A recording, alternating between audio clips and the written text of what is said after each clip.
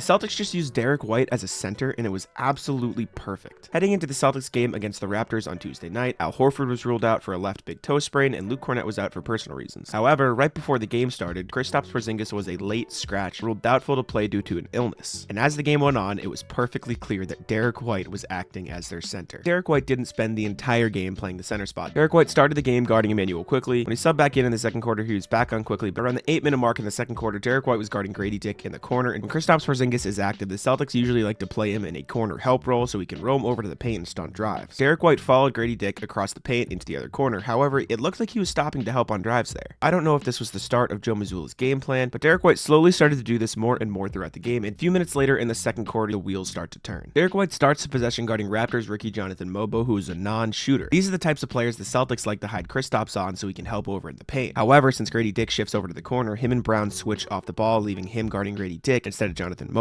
Since he knows Grady Dick is a solid three-point shooter, he can't fully commit to that help, and the Raptors end up getting a bucket. But the very next possession, he finally commits to the help. This is exactly what the Celtics use KP to do, effectively Derrick White at the center. Even when the Celtics went to a quick zone look, Derrick White was at the center of the 2-3 zone. And when the second half came around, even though Mobo wasn't on the floor, Derrick White was always in the corner. And what happened next was absolute cinema and the perfect embodiment of why the Celtics played Derrick White at the center. At the rookie Shireman. Grady Dick, the spin blocked by Derrick White.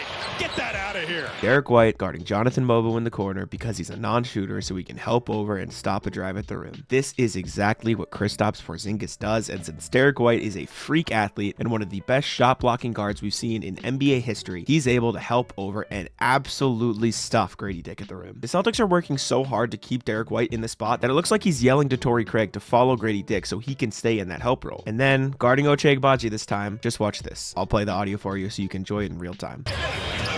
Pritchard trying to recover. Tatum comes over. I think that was Derrick White. Another absolutely astonishing block from Derrick White, playing that KP help role at the center position. But Derrick White is so much more than this help defender too. Look at this absolute psychopath help off of Emmanuel Quickley on the three-point line to help Peyton Pritchard on Chris Boucher in the paint, and then sprint all the way out to stop Emmanuel Quickley from getting a shot once Boucher makes the pass. The level of athleticism and defensive awareness that is required to make a play like this is off the charts, and Derrick White did it like it was nothing. This wasn't a perfect plan. Derrick White still needed to figure out some of the balance between staying home in the corner versus helping in the paint, but regardless, with those two blocks highlighting his night, you can see the value of playing Derrick White in this Kristaps Porzingis center role as the help defender in the corner. With the unfortunate news that Victor Wembanyama is going to be out for the season, it looks like Evan Mobley or Jaren Jackson Jr. is going to take the Defensive Player of the Year award. But at the very least, Derrick White deserves to be in the conversation, and an all-defensive spot should be all but guaranteed for him. This guy is by far one of the most impressive defenders we see in the NBA today.